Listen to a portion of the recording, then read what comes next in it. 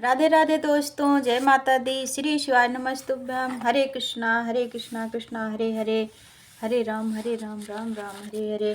दोस्तों, मैं आप लोगों को आज भागवत गीता का प्रथम अध्याय सुनाऊंगी। बहुत अच्छा लगता है पढ़ने में, सुनने में भी।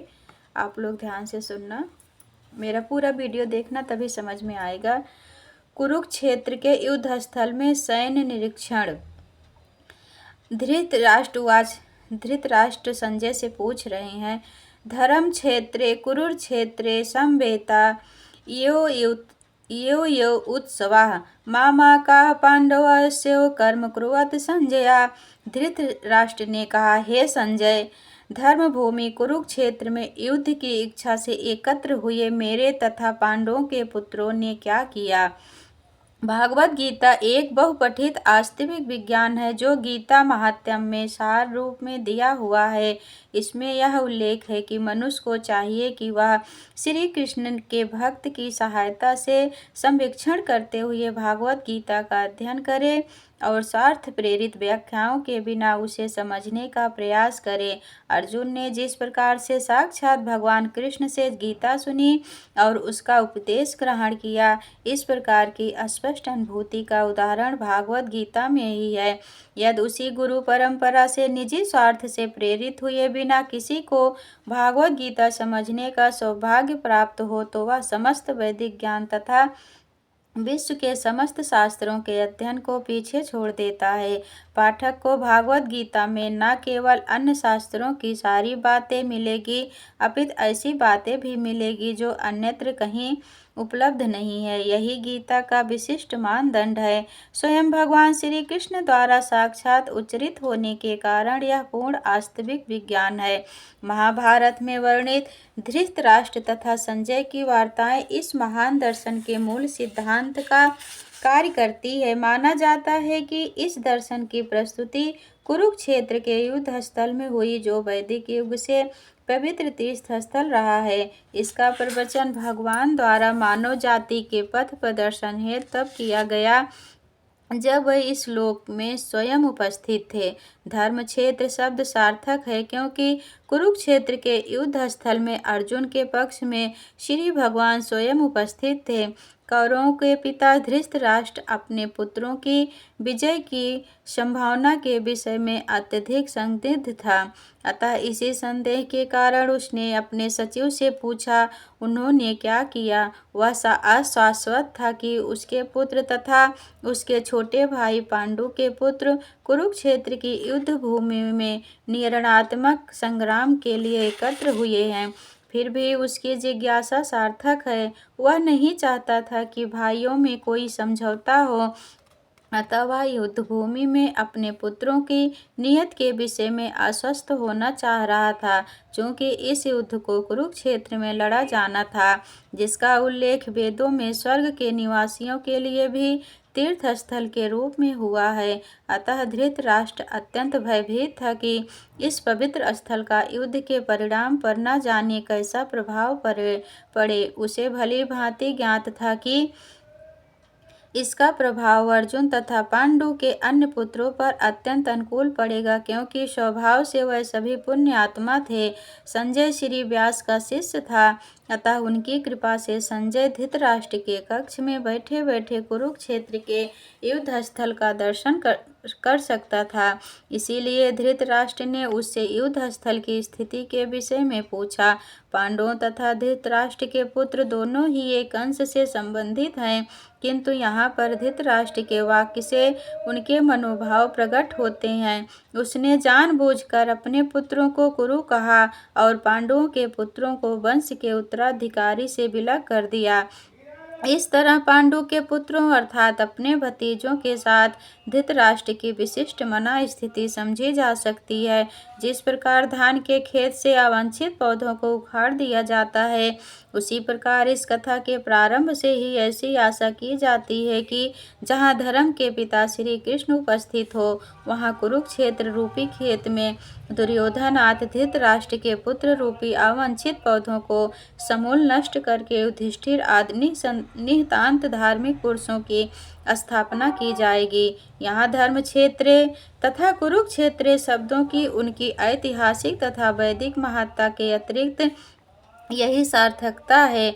दृष्टा तु पांडवानीकं व्यूढ़ं दुर्योधनस्तदा आचार्य पुण्य संगम राजा वचनम प्रभृति।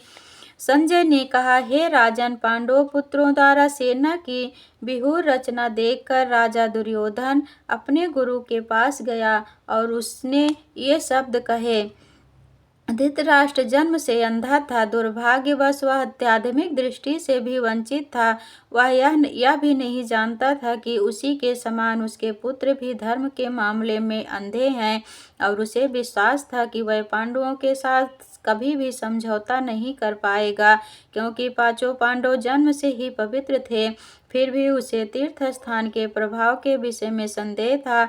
इसीलिए संजय युद्ध भूमि के स्थिति के विषय में उसके प्रश्न के मंतव्य को समझ गया, अतः वह निराश राजा को प्रोत्साहित करना चाह रहा था। उसने उसे विश्वास दिलाया कि उसके पुत्र पवित्र स्थान के प्रभाव में आकर किसी प्रकार का समझौता करने नहीं जा रहे हैं। उसने राजा को बताया कि उसका पुत्र दुर्योधन पांडवों की सेना को देखकर तुरंत अपने सेनापति द्रोणाचार्य को वास्तविक स्थिति से अवगत कराने गया।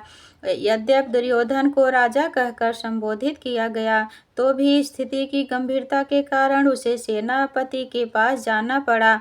अतएव दुर्योधन राजनीतिज्ञ बनने के लिए सर्वथा उपयुक्त था, किंतु जब उसने पांडवों की व्यूह रचना देखी तो उसका यह कूटनीतिक व्यवहार उसके भय को न छिपा पाया। पश्येतं पाण्डुपुत्राणां माराचारं महती चमूमं व्यूढां द्रुपदपुत्रेण तव शिष्यं धीमता। हे आचार्य, पांडु पुत्र की विशाल सेना को देखे, जिसे आपके बुद्धिमान शिष्य द्रुपद के पुत्र ने इतने कौशल से व्यवस्थित किया है। परम राजनीतिक दुर्योधन महान ब्राह्मण सेनापति द्रोणाचार्य के दोषों को इंगित करना चाहता था। अर्जुन की पत्नी द्रौपदी के पिता राजा द्रुपद के साथ द्रोणाचार्य का कुछ राजनीतिक झगड़ा था। इस झगड़े के फलस्वरूप द्रौपद ने एक महान यज्ञ संपन्न किया, जिससे उसे एक ऐसा पुत्र प्राप्त होने का वरदान मिला जो द्रोणाचार्य का वध कर सके। द्रोणाचार्य इसे भली भांति जानता था, किंतु जब द्रुपद का पुत्र धृष्टद्युम्न युद्ध शिक्षा के लिए उसको सौंपा गया, तो द्रोणाचार्य को उसे अपने सारे सैनिक रहस्य प्रदान करने में कोई झिझक नहीं हुई। अब धृष्टद्युम्न कुरुक्षेत्र की युद्ध भूमि में पांडवों का पक्ष ले रहा था, और उसने द्रोणाचार्य से जो कला सीखी थी, उसी के आधार पर उसने एक व्यूह रचना की थी। दुर्योधन ने द्रोणाचार्य की इस दुर्बलता की ओर इंगित किया, जिससे वह युद्ध में सजग रहे और समझौता न करे। इसके द्वारा वह द्रोणाचार्य को यह भी बताना चाह रहा था कि कहीं वह अपने प्रिय शिष्य पांडवों के प्रति युद्ध में उदारता न दिखा बैठे। विशेष रूप से अर्जुन उसका अत्यंत प्रिय एवं तेजस्वी शिष्य था। दुर्योधन ने यह भी चेतावनी दी कि युद्ध में इस प्रकार की उदारता से हार हो सकती है। राधे राधे दोस्तों, जय माता दी। हरे कृष्णा कृष्णा कृष्णा हरे हरे, हरे राम राम राम हरे हरे। अब आगे का दोस्तों श्लोक मैं कल पढ़ूंगी। तब तक के लिए राधे राधे, जय जय श्री राधे, श्री शिवाय नमस्तुभ्यम। मैं रंजना तिवारी आप लोगों को रोज एक नए भागवत गीता का ऐसे श्लोक रोज सुनाऊंगी। प्लीज़ आप लोग प्यार से सुनना। अच्छा लगे तो लाइक कमेंट शेयर जरूर करना। राधे रानी की कृपा सभी भक्तों पे बनी रहे। जय श्री राधे राधे। और राधा रानी कृपा कीजिए, श्री राधे राधे महारानी कृपा कीजिए, श्री राधे राधे ओ राधा रानी कृपा कीजिए, बरसाने वाली कृपा कीजिए, श्री राधे राधे श्री राधे राधे। हरे कृष्णा कृष्ण कृष्ण हरे हरे, हरे रामा राम राम हरे हरे। हरे कृष्णा कृष्णा कृष्णा हरे हरे, हरे राम राम राम हरे हरे। जय जय श्री राधे।